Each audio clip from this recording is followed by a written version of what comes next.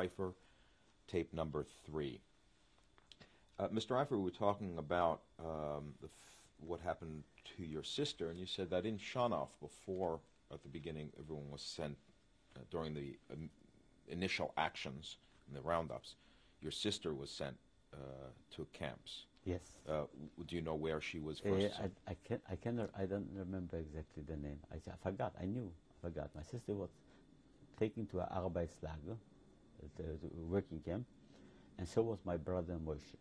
This is the two first people which were taken to camps while we were still at home. It was right in the beginning of the war. Mm-hmm. And she had gone through the war, survived the war through the different She camps. survived. My sister survived. She lives in Israel. Mm-hmm. She has a family. Her name is Hirschberg, the husband, Elimelech Hirschberg. And she has 2 children. The son is a doctor, and the daughter is a psychologist. Her husband is a lawyer, prominent lawyer in Israel. And your 2 brothers, their names are? Maybe we were 3 brothers and 1 sister. I was the youngest. And your 2 brothers' names were? The oldest is Samuel. And then comes Moshe, which didn't survive. Moshe Berish was his name. He did not survive. What happened to Moshe? They took him to the camps. And in the beginning, he was in contact with us while we were home. And then, as the family was disintegrated, nobody was in Shalib anymore, I heard that he was shot in a camp after the war. After? During the I heard from after the people war, which were that they killed him. He was weak. They killed him. He was sick. How was it that your brother wasn't with you and your father and your other brother in Shanoff when you were in hiding? Now I tell my oldest brother, which survived, thank God, he lives in London. He was at that time already a big boy. He was a learning, big, intelligent boy. And in Poland, you know, when we were so Orthodox, I come from such an Orthodox family, that we could not send children to the army, to the Polish army, because of kashrut, because of certain way of life. So he had to be like on the side, you know, he did not register to certain things, he didn't exist, my oldest brother, in certain ways, because my father wanted to avoid him to go to the Polish army. But my sister, as a girl, was functioning as a register. You know, it was different in those days. It's very hard to explain a person today. For example, the most important thing in a Jewish family was to be married by a rabbi. And then, after the marriage by the rabbi, they went for civil marriage, the families. So you have families in Poland which the children are named after their mother. Why? Because because the parents never married civilly. They never came to it. They married by their rabbi.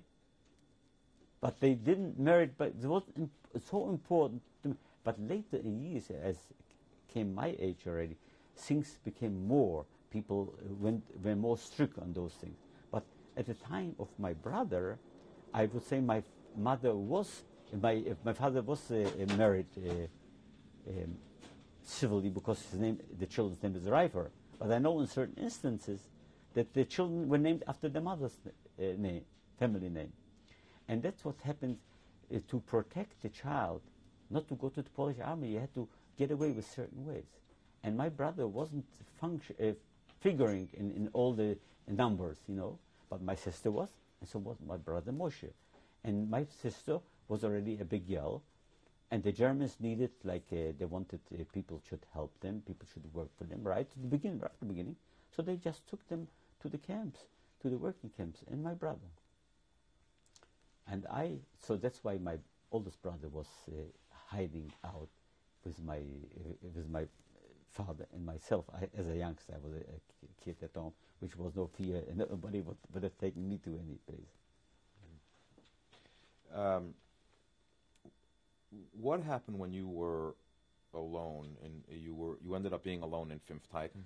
That was after they divided me that means first they took on a selection, they took my father and they sent him to Auschwitz. I found out after the war. And then they took my brother. There was a selection, they took my brother from Fünftagen and they sent him to a different camp, which he went through a lot. It is his story to tell. And I happened to be alone in Fünftagen, and I was working there by the Krupp factory. What was that like when you well, first, what was it like when you separated from your father? It was very hard. It was very tragic. It was very bitter, but it was survival. Sometimes you felt it would be better off not to survive, but somehow the fight for survival is a natural phenomenon in the human being, that in the last minute you hope that maybe something will happen and you will survive and you will meet your families. Because we always live with this imagination that something will happen, something good will come. That's why people take chances and people take risks. And I was working very hard, and I was fighting for survival. And somehow, by sheer luck, I survived. There's no real formula to say, how did you survive? Because you could, for example, there were selections all the time. There were people came in, they were taking contingents of people, like there was the camp murder, which came and he, at a random, counted off people and killed them. So there was no real formula of survival, because I wouldn't say that people, maybe a lot of people would have survived if they wouldn't have killed them. With hunger, with struggle, and I survived by sheer luck. What kinds of things did you witness when you were there? What kind of work? I was working I mentioned to you when I was with my father, we dig ditches and we pulled gas pipes. Then in Fünftagen, I was working Blitzableitung, means that the thunder shouldn't go through the building. I was working for a company, and then I was working for Gimmer, a company, Gimmer. They were putting roofs. They covered the roof with tar, and I was working very hard. Now, during these days when you were working, yes. How many other Jews were you working with? Well, we had actually, we were like contracted out from the camp. That means once we came to this Krupp factory, we were awaited by this Meister and this company from the Germans, which they used us as a free labor. And that's where we worked. That means that's where we spent all the time working for them. And in the evening, at whatever it was, we were brought back to this Germans, and we were taken back to the camps. When you were first taken to Markstadt, yes, this was in 1942? Something like that. Late 42. What were the camp conditions like? Tell me a typical day in the camp. I tell you, the camp conditions were terrible. We were living in a barrack. What was the barrack like? There was no sanitation. We had this bunker bed. There was, if we didn't have real clothing, we had very thin clothing. There was no sanitation thing. There was no toilets. Were you wearing uniforms? Yeah, this uniform with the stripes. Yeah. You see, they were very strict, the Germans, because, for example, there were certain people working by cement. And the cement came in sacks, in a sack, paper sack. So what they do after they empty out the sack from the cement, they used to make 2 holes on the side, and they used to put it underneath to be warm. So once the Germans found out that whoever they caught, they beat them to death for doing that. So they used to go around and touch everybody whether he doesn't have a cement sack on it. Underneath this is the situation was very bad. The food was terrible. The work was very hard. We had to get up very early in the morning, stand on the Appealplatz, where we were counted off. How long did the appel take? This was like, I can't tell you exactly, but for example, when I was in Buchenwald, they were playing music. In Fünftagen, they were playing music when we were going, and they were just like to the rhythm. We had to go like soldiers, and But when you were at the beginning, when you would go outside for appel and they would be counting you off, and Then after we counted off, how long did the counting take? that must have taken about an hour at least. At An hour, least. because it was like it wasn't the first time. It was practiced, and everybody knew his place. For example, they instructed all the small people has to be in the front and all the taller people in the back, because they had to see. And then the front row was counting 1, 2, 3, 4, and they counted like 5 in a row, so they knew it was so and so many people. Therefore, after they knew how many people are there, if everything was okay, then they started to march out, and we were walking to the camps. You said that when you were in Markstadt, you had the incident where you fell into the water, yes. yeah, because you were trying to get some more food. Well, like I told you, we didn't work on one spot because we were moving as we were digging the ditches. And once I made a contact with somebody which tried to throw me in a piece of bread, but he didn't want to come with it further to continue. So I knew where he puts it. So I always went there to look whether they left something there. Why was he giving you more bread? This was some women, you know, we had to work. We went through, when we were dig the ditches, we went through certain farms, through the ditches, and there were women there which were working, and they felt a little boy, and they felt sorry for him. So in the beginning, they just handed over to me. But once we continued going, like we reached that river where we fell in, I mentioned to you. Then they didn't, they just left it, and they figured that I'll find my spot, you know. And that's why I ran there, and I found it, and I ran back, and I didn't find my father and my brother. And then I fell into the water, because the water was icy on that top. But I fell in because it was shallow, it was thin. Now, all of that and at Markstadt helped to keep you alive, obviously. Yes, that was a very big help from my brother and from my father. What other things like that happened at the other camps where you were, were there other instances where you were able to get extra rations, extra food? No, there was no extra rations in camp. There was no extra rations in camp. I remember an instance, for example, when we were in a camp, was it in Buchenwald, which a friend of mine was standing in line getting this little bit of soup. And you know how it is a matter of luck, you know, the person which gives you the soup, sometimes he fills it with more, and he said, oh, you gave me such a little bit. So right away, because of that, they beat him up like unbelievable for just this word. And there was a situation also that they used to give a little small loaf of bread for a number of people. And it was interesting how the division was, how many people were witnessing the cutting and the weighing and the dividing under like a lottery. That it shouldn't be a little bit more or a little bit less in any portion, any given portion. Was there ever any time when there was any relief, there was any, if you could even say, a happy time or a fun time or any time? Was there any relief? There was really no happy times, but there were hope. The people were hoping, and that's what we lived with, the hope that one day things will get better. And for that reason, a lot of songs were created in certain camps, you know, that with the hope and with the hope and with the hope that one day we will get out. But when could you have happy time? When you went to work early in the morning, came late at night. Some days they made you work too. Like they used to keep you busy all the time.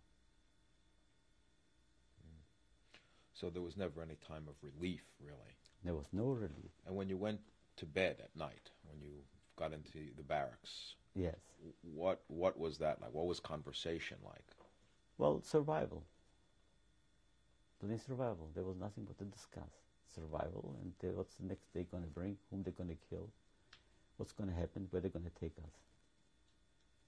Was there a lot of talk of where people came from and what it well, was a like? lot of people were stronger and a lot of people were weaker. People which were weaker, they just gave up. The people which were stronger, they hoped. And they talked about the past and about the good old times and hoped that they will come again. There will be a reunion. For example, I have an uncle which survived in Russia. He was the youngest brother of my father. He lives in Israel. And he thought that he was in Siberia during the war with his family, that when he comes back to Poland, he will have so much to tell what he went through. Meantime, when he returned, there was nobody to tell. Then he really heard the real story, what happened, the horror, and over there where he was comparable was like in Jewish they say a Gan Eden, paradise. When you had left Finfarteiken, you were put on a march to Gross Right. Rosen. Tell me about that from the beginning. What happened? Were you awakened? Well, the Germans came in the camp. There was an appeal, they started to whistle.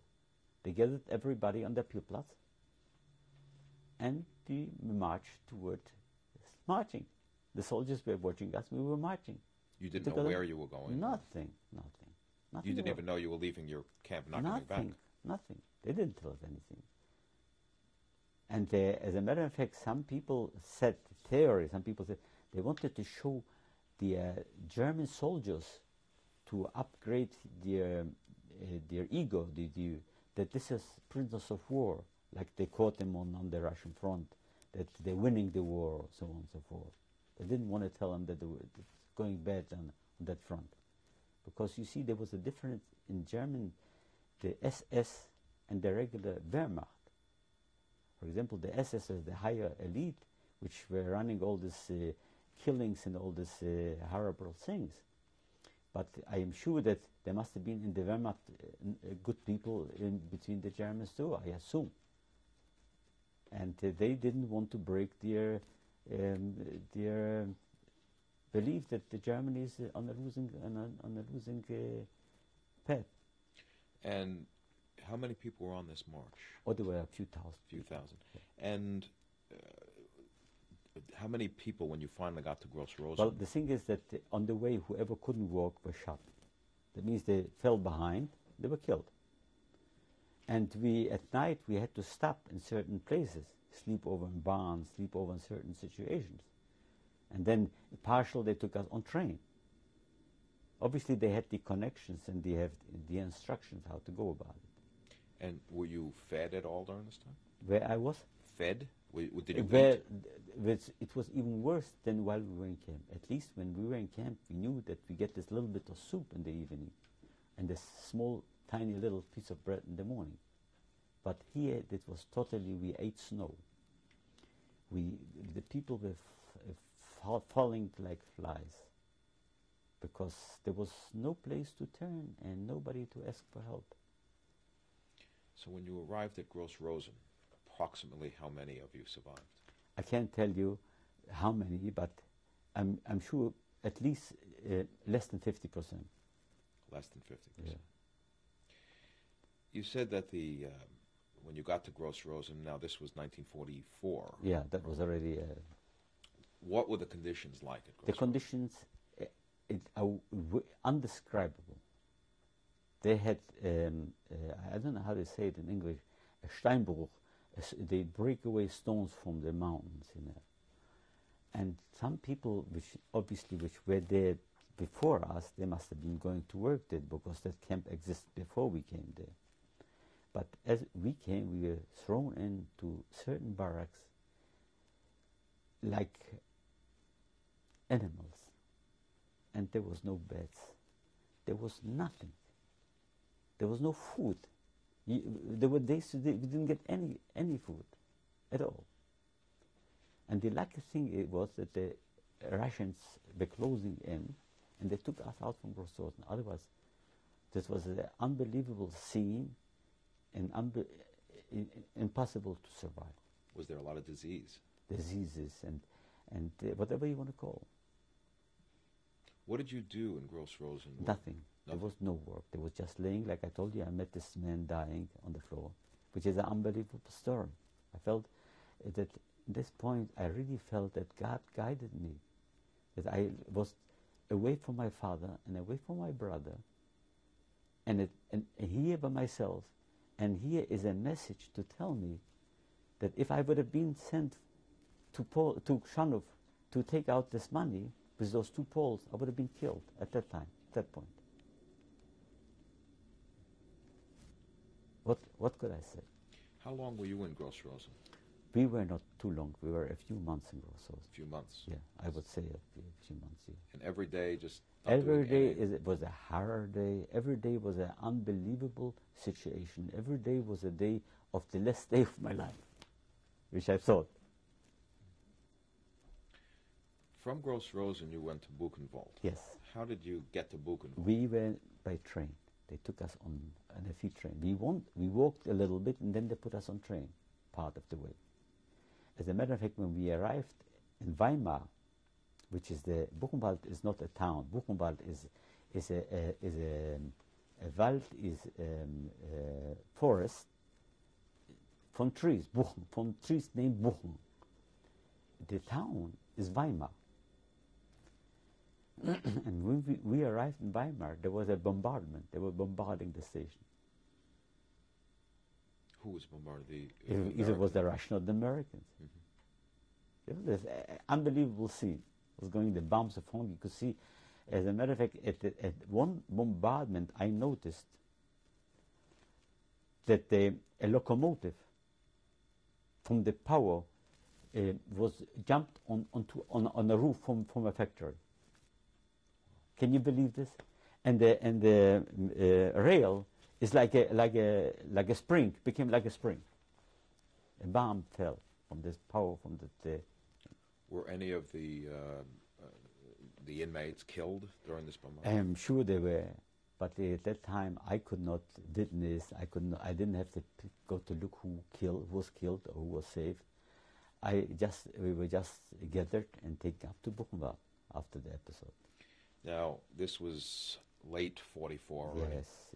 What was Buchenwald like? Buchenwald was a camp, which I had a number 127,889. They gave me a number 127. Not a tattoo, but a No, number. that's a number.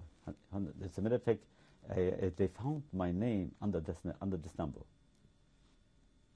127.889 was my name, my number in Buchenwald. And it was a camp which had all kind of nationalities. They had people from all over the world. It was a camp which was more organized than all the other camps. Obviously, because this camp was known to different countries, different governments. They had like Blum from France was also in Buchenwald. You know, he was the Prime Minister of France, or others. But we were not together. We were in different sections. In Buchenwald, I would say there was everything in terms of like they had a hospital. Not a hospital like in terms of, we call it hospital, but like a dormitory, you know, if you felt sick. If we did not work in Buchenwald, it was a normal situation, not the normal situation. It was at the end of the war. The Germans knew that they're going to lose the war. But they wanted, the aim was, every time when we left the camp, they didn't want to leave any traces of what they did. Like, for example, when we left Fünfteichen, they put all the dead people on wood and burned. Everything was burned. And the same thing they did in Buchenwald. Before the end, they took all the dead people, they burned them on a pile. Because in Buchenwald was a situation that they were walking around in the morning like with wagons and collecting the dead people from the barracks and burned them. They were the crematorium there, but there was no mass killing. And I don't know what a mass killing like in Auschwitz or in Birkenau or in Majdanek. They were burning. There was, as a matter of fact, when we arrived in Buchenwald from Gross Rosen, I have to mention that they weren't sure whether we were not infected with any disease because we were so diseased. So they were taking out through certain channels like basements, and I was looking out, and we were aware already what the Germans are able to do, and we were aware that people were killed and guessed already. It was the end of the war, or it was in 1945, end of 44, 45. So we thought that they're going to guess us. we thought so. And here we thought we survived already that long. And here, the last minute, we're not going to survive. Yet, in the last minute, they stopped and they undressed everybody and they shaved everybody, totally shaved like this razor shave, and they threw me and all the others to how do you call it? A match? You call the match that makes the fire. A strong Schwebel. This is like a disinfection, a very strong disinfection. It was so painful because the way they cut us to disinfect us, and they put us into, and we survived. They put us into barracks.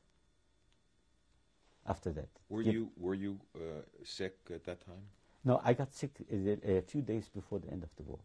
Oh, but when you arrived at Buchenwald, before the end, before the Americans walked in. But before that, you were not sick. No. Otherwise, I wouldn't have survived. Mm-hmm. Now, you said that you were in Block 66. Block 66, yes. Yes, and Block 66 is known for the children, the youngsters, mostly the youngsters. And it was also where Elie Wiesel. Right. Was. And you were there at the time. The only difference between me and Elie Wiesel is, you see, the Polish Jews, the German calls the Ostjude, and we were already for many years in the concentration camps. But the Hungarian Jews came the last year of the war, like in 1944 they arrived. So when they used to tell us that they had holidays like Passover still at home, or certain situations, we just didn't remember it anymore.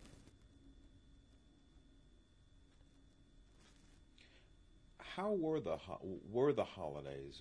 Did you have any conception of time during?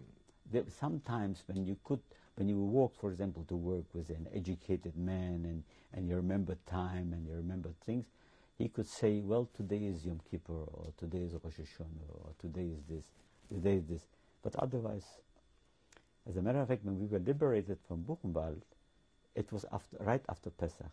And there was an American rabbi came there, Rabbi Schachter, I remember, and he brought matzahs for people because, you see, according to the Jewish law, whoever did not observe Passover, there's a Pesach Sheni, which you can still catch up on certain rules and laws, you know. So he brought in matzahs for the Jewish people, you know. The American army came in April 11, 1944. Yeah. What 45, do you remember? 45. 45. What do you remember of that day? I tell you, I was sick at that time. I told you I got sick. My face was swollen. I got a little rose here on that spot. First it got red. So they painted me with iodine, and it was, luckily they told me the infirmary there, because it said that, and they kept me, and I was there till a few days till the American came. What I can tell you is that they came. A lot of people, which was a lot of joy. The Germans ran away, according what I was told. They ran away to Weimar, because the Weimar was the town. Like I explained to you, that Buchenwald was only the camp there. And the lucky thing is that they got instructions. The Germans SS commander gave instruction to destroy the whole camp. Luckily, that at that time already the Americans were in the camps, and they took the instructions in German. And then they went after this German leader to Weimar to catch him. Otherwise they would have destroyed the whole camp, the last minute, because they didn't want to leave any traces. Buchenwald was known on the German map as a concentration camp.